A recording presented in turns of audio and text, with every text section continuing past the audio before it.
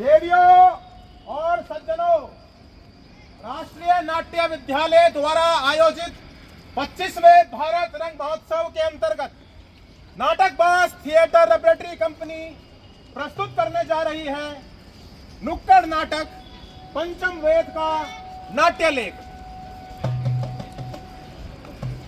प्रणाम मुनिवर।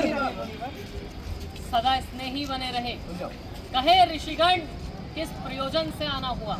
हे मुनिवर, जब से आपने नाट्य शास्त्र की रचना की है तब से हमारे मन में कई प्रकार के प्रश्न उठ रहे हैं।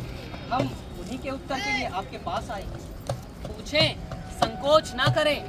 मुनिवर, नाट्य शास्त्र की उत्पत्ति कैसे हुई और इसका उद्देश्य क्या है? यह बहुत उत्तम प्रश्न है। नाटक केवल नाटक ही नहीं अपितु जीवन के सार को बताता है।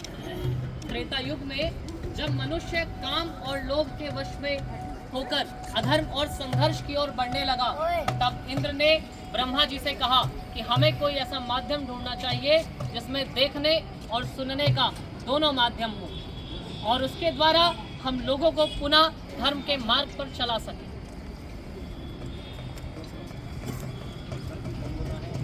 लेकिन गुरुदेव, वेद तो समस्त ज्ञान का भंडार है।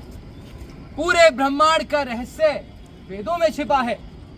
फिर ये पंचम वेद की आवश्यकता क्यों? इसलिए वो जन तक सुलभ है। लोगों को नाटक के माध्यम से हम समाज में धर्म के लिए चलने के लिए प्रेरित कर सकते हैं। इसीलिए ब्रह्मा जी ने वेदों के समस्त अंगों को अंगीकृत कर नाट्य शास्त्र की रचना की। ये वेदों के चारों तत्व ये क्या हैं गुरुदेव? ये जो पाठ सुन रहे हैं ना आप, ये ब्रह्मा जी ने ऋग्वेद से लिया है और ये गान सामवेद से लिया है और अभिनय यजुर्वेद से और अथर्ववेद से रस लिया है। वेदों के समस्त तत्वों को एक साथ मिलाकर नाट्य शास्त्र की उत्पत्ति की है। तो गुरुदेव, क्या नाट्य शास्त्र केवल देवताओं के लिए बना है? नहीं, यही प्रश्न दानवों ने ब्रह्मा जी से किया था। तब उन्होंने कहा कि नाट्य शास्त्र केवल दानवों के लिए नहीं, ये देवताओं, दानवों और मनुष्यों के सभी शुभ और अशुभ कर्मों को प्रदर्शित करने के लिए बनाया गया है। नाटक के माध्यम से हम दुखों को, कष्टों को दूर कर सकते हैं। नाटक में शास्त्र, भावों और रसों का समावेश है। नाटक के अंदर संसार का समस्त ज्ञान है, संसार का समस्त ज्ञान है। अद्भुत!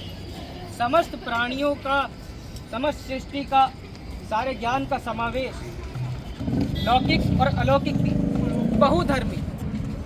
हाँ, नाटक में सभी कलाओं की उत्पत्ति है और सभी कलाओं का संगम है। मुनिवर, नाट्य कला तो अद्भुत कला है और यह उतनी जरूरी भी है जितना जीवित रहने के लिए सांस लेना। लेकिन फिर भी हमारा समाज इसे अछूता क्यों है? नाट्य कला को अनावश्यक क्यों समझा जाता है गुरुदेव? हम तो कलाकार हैं, कोई नीति के नियंता नहीं। हमारा धर्म तो केवल कला करना है। हमारे नीति नियंताओं को इस विषय पर विचार करना चाहिए और हमारे लिए सुगम साधन उपलब्ध कराने चाहिए। नाटक के माध्यम से हम समाज की विषम परिस्थितियों को दूर कर समाज में अपनत्व का भाव लाकर और इस धरती को हम पुनः स्वर्ग बना सकते हैं। निसंदेह मुनिवर, कला विहीन समाज तो पशुओं का समाज होता है। कला विहीन समाज तो पशुओं का समाज होता है। कला विहीन समाज तो पशुओं का समाज होता है। इसी आशय से कि आप लोग इन कलाकारों को समाज में वो स्थान देंगे, मैंने नाट्य शास्त्र को पंचम वेद कहा है। पंचम वेद समस्त वेदों का ज्ञान। पंचम वेद सभी वेदों का ज्ञान। पंचम वेद समस्त वेदों का ज्ञान। वृद्धि हो इस राष्ट्र की आशा सभी की पूर्ण हो। ऐसी वह आनंद की जग में सदा संपूर्ण हो। धरती सदा फूले फले, ऊपर विमल आकाश हो। सज्जन रहे निर्भय सदा और दुर्जनों का नाश हो, दुर्जनों का नाश हो, दुर्जनों का नाश हो।